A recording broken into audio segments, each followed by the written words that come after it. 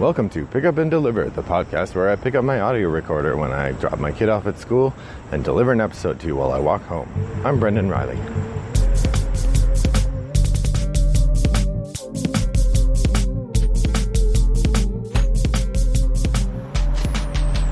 Well, good morning, listeners. It is Wednesday, September 11th, and the temperature is nice. I'll call it nice. It's a little humid. You can tell it's going to be a bit of a roasty day this afternoon, but right now it's pretty pleasant for walking. I was trying to decide what I particularly wanted to cover at this point, and it occurred to me that I've been enjoying giving you feedback about games that I've been playing a lot in my 10 for 10s. So hopefully you will continue to find that edifying and interesting, because this is another episode like that. This morning I finished my 10th play this year of Through the Ages, a game that I've been enjoying on Board Game Arena. I played one physical edition of the game with my daughter this year, and I hope to play it at least once more on paper. Really enjoy the card game version of it. I also have recently finished my 10th play of Eminent Domain via Board Game Arena, which is a deck building game from Seth Jaffe and Tasty Minstrel Games. Both of these games I've played mostly through Board Game Arena, but always with human players. So I'm never playing with a AI player. And so I think of these as real games. I may consider doing an altered setup next year where I do a 10 for 10 of online games. So I might do 3 10 for 10s next year, which sounds outrageous, frankly. Too much. But the online games present a little bit of a challenge for me 10 for 10 wise, because they don't feel like the same kind of game. But I'm certainly playing the game, and I'm playing with another person or another couple people rather than against a computer or solo. Digital solo games I generally don't think of as part of a 10 for 10, and I may make solo games an entirely separate 10 for 10 next year. We'll see. But for now, this year I decided that online plays of board games count toward my 10 for 10. And in that regard, I have finished both Eminent Domain and Through the Ages, A New Story of Civilization. So, with that in mind, I wanted to talk today about those two games in particular. I haven't really covered either of them very much on the podcast, and so I thought that I would do that. So the first one I want to talk about is Eminent Domain. I've played this almost entirely with Wes, a regular listener of the show. Hello, Wes. And it's gone pretty well. So Eminent Domain is a deck building game from Seth Jaffe and Tasty Minstrel Games, in which you are colonizing planets and earning power from them. When you colonize a planet or take over a planet, you can do so in two ways. You can colonize it, or you can invade it. If you invade it, you have to have a military, and you have to spend military to invade that planet. If you colonize it, you have to build colonies on it, and after a certain number of colonies are there, then you get control of the planet. As a deck building game, it involves buying cards and adding them to your deck, and then those cards shape what you can do and the efficiency of your ability to do them. There's a couple innovations about the way that Eminent Domain works as opposed to some other deck building games. First, in Eminent Domain, you get to do 2 actions per turn. The first action you do involves playing 1 card, and each card has on it a power that you get by playing an action. The colonization card and the warfare card both give you a little bit of a supply when you play them as an action. They also allow you to do the colonize or warfare action, but you have to have sort of set yourself up to do that. The survey card, which is the one that lets you get new planets from which you can do your colonizing and warfare, That survey card, if you play it during your action phase, lets you draw 2 additional cards. The research card, if you play it during your action phase, lets you take 2 cards out of your hand and ditch them out of the game. So it's the thinning mechanism. Of course, doing that means reducing the effectiveness of your hand that round. But if it's cards you're not going to use anyway, it's probably worth doing. Then after you've done your 1 card action, then you get to do a multi-card action. And the multi-card actions allow you to play several cards of the same type and do the action that you get from playing multiples. So this could be a colonize, it could be a warfare, it could be a survey, etc. The big thing is, when you do the multi-card action, you also take 1 card of that type and add it to your deck. So you are expanding your deck each time you do one of the multi-card actions. And then when you shuffle up and redraw, that action is going to be more available for both the first and second actions of the game. In addition, when you do that multi-card action, the other player can then follow and sort of tag along and do the same action as you. So if they are pursuing the same goal you are, they can follow you and benefit from your action. That's where the game really accelerates, I guess, is that if you are able to manipulate your hand in a way that you can make use of your opponent's actions on a regular basis, that seems to be the way you win. I say seems to be because I think, I'd have to double check, but I think I've only won 2 games of Eminent Domain against Wes. That he won the other 8 we've played this year. We've actually played more than 8, or more than 10 total.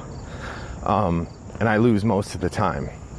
So a big part of this is I haven't really figured out the game yet. I mean, I understand the mechanisms of how it works, but I haven't really figured out how to be good at it consistently. Part of what makes it fun and challenging. The rhythm of Eminent Domain, if you haven't been able to play it, is really different from any other deck builder I've played. Because you always add a card, your deck is constantly getting bigger. And because the other player can follow, there's a really interesting choice made fairly early in the game about whether to lean into warfare for acquiring colonies or lean into colonization. Because if you do the same thing your opponent's doing, then you both benefit from each other the whole game.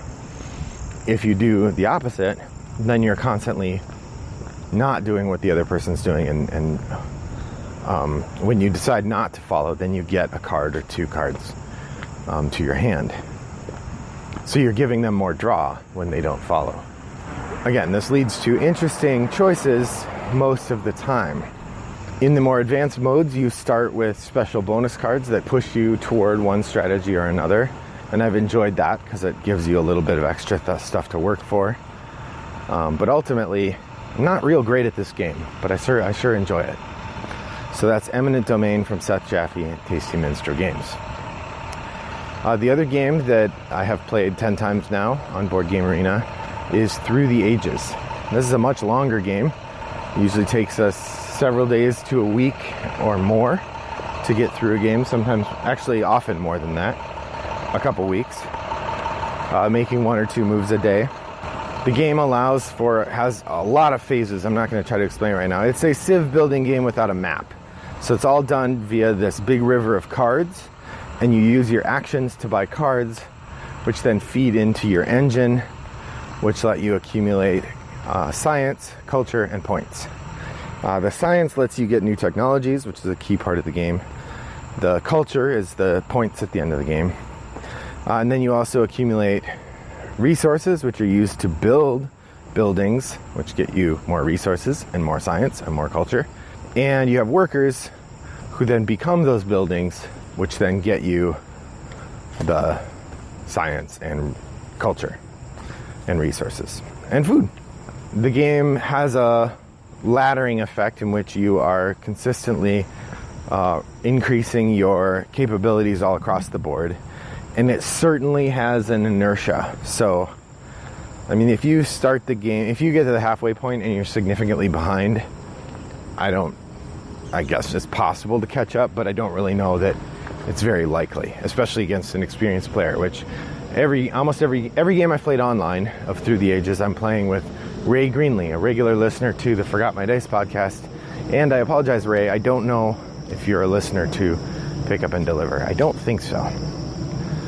But I don't think I've beaten Ray yet, although he says he's played many, many games of Through the Ages, so it's not surprising. That said, I'm getting better. Our scores are getting a little closer. In this last game, I was winning for much of the game. He caught up with me toward the end, and then in the final game scoring, he blasted ahead. I ended up with 199 points, and he ended up with 299. So it wasn't close, but up until the final scoring, it was not a blowout. In fact, I think I was winning for most of the game, or I had the most points for most of the game. Yeah, the interesting thing about Through the Ages is that there's just so much to do, and you have so limited actions. And every time you do something, you're choosing not to do something else. So it's constantly a matter of, should I be increasing that aspect, or should I be increasing this one?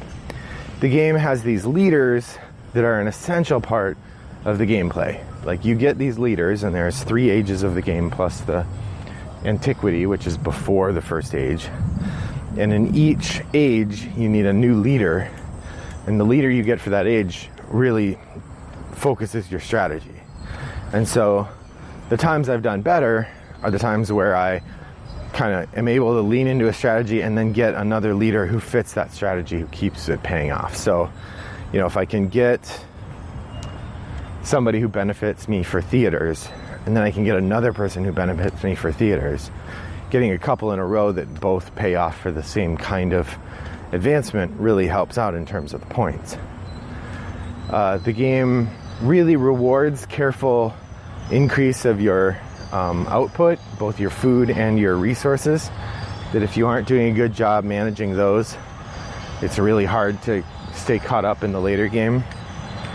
It is a very long game, so one of the things I appreciate, and I haven't used it yet because I enjoy the process even if I'm losing, is that the game comes with a resign option. So every turn you could start the game by resigning, or start the turn by resigning, and that's built into the game, which I think is good. A game that long should not, by design, force people to keep playing when it's clear they've lost.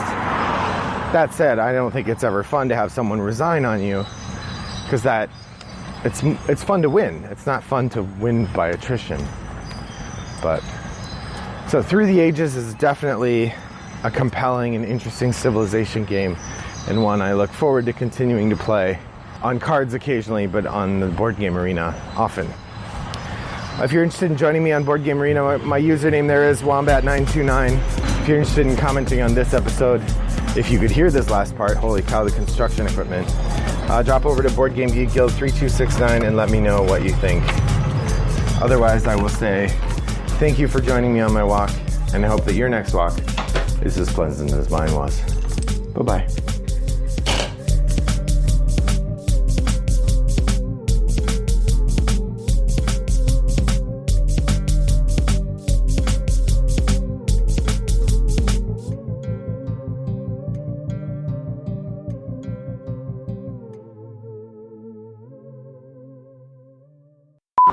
That survey card, if you play it during the action phase, oh boy.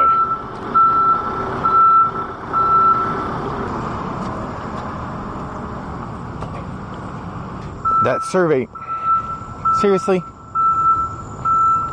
Brought to you by Rattlebox Games.